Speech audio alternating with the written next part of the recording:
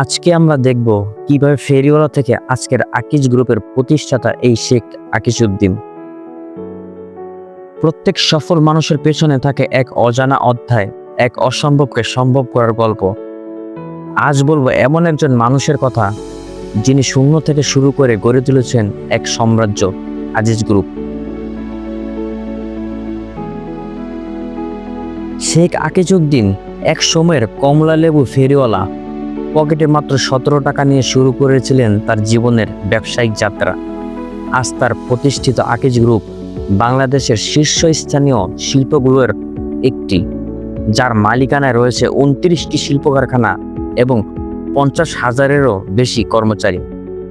প্রথম দিকে কমলালেবু বিক্রি করেই জীবিকা নির্বাহ করতে থাকেন। স্বল্প লাভ হওয়া সত্ত্বেও তার কঠোর পরিশ্রম এবং ইচ্ছাশক্তির জোরে এই ব্যবসা থেকে তিনি কিছু অর্থ সঞ্চয় করতে সক্ষম হন। তবে শুধুমাত্র কমলার ব্যবসা নয়, এর পাশাপাশি কলকাতার ঠেলাগাড়িতে করে বিভিন্ন জিনিস বিক্রি করতেন এই ছোট্ট আকিজ। ছোট এই ব্যবসাগুলো তাকে একটু একটু করে যখনই আত্মবিশ্বাস এনে দেয়, তখনই কলকাতায় কঠিন পরিবেশ এবং আইনি জটিলতায় তিনি একাধিকবার বাধাপ্রাপ্ত হন। তাকে অনুমতি ছাড়া রাস্তায় দোকান সাজানোর জন্য পুলিশ গ্রেপ্তার করে এবং তাকে 3 দিনের জন্য জেলও খাটতে হয়। এই প্রতিকূল অবস্থার মধ্যে শেখ আকিজউদ্দিন কখনো দমে যাননি। জেল থেকে ছাড়া পাওয়ার পরও তিনি তার উদ্যোগ চালিয়ে যেতে থাকেন। কিছুকাল পর কলকাতায় তার অবস্থার একটু উন্নতি হলে তিনি সিদ্ধান্ত নেন যে নিজের দেশে ফিরে আসবেন। তিনি বুঝতে পেরেছিলেন যে নিজের দেশেই তার দীর্ঘমেয়াদী সাফল্যের পথ সুগম।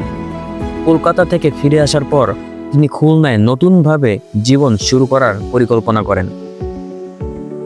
খুলনায় ফিরে এসে তিনি তার পুরনো বন্ধু নিতাইয়ের সাথে সাক্ষাৎ হয়। নিতাইয়ের পিতা বিজুবাবু তখন বিড়ি তৈরির ব্যবসায় যুক্ত ছিলেন, আর সেই বিড়ি নাম ছিল বিধুর বিড়ি।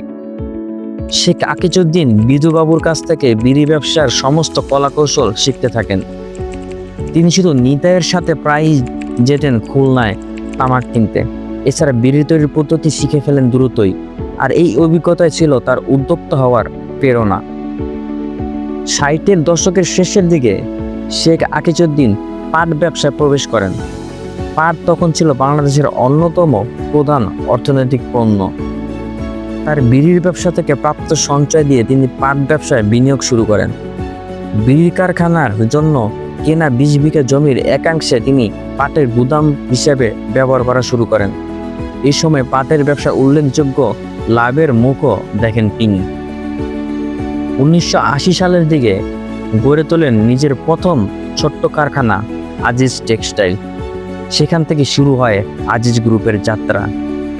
আকিজ গ্রুপ বর্তমানে কাগজ, বোর্ড, টেক্সটাইল, সিলেট, সিরামিক, খাদ্যপণ্য এবং নির্মাণ সামগ্রী সহ অনেক খাতে নেতৃত্বস্থানীয় প্রতিষ্ঠান হিসেবে কাজ করে যাচ্ছে। আকিজ গ্রুপ শুধুই একটি কোম্পানি নয়, এটি স্বপ্নের প্রতিফলন, যেখানে কর্মসংস্থান পেয়েছে হাজারো মানুষ, এগিয়ে গেছে দেশ।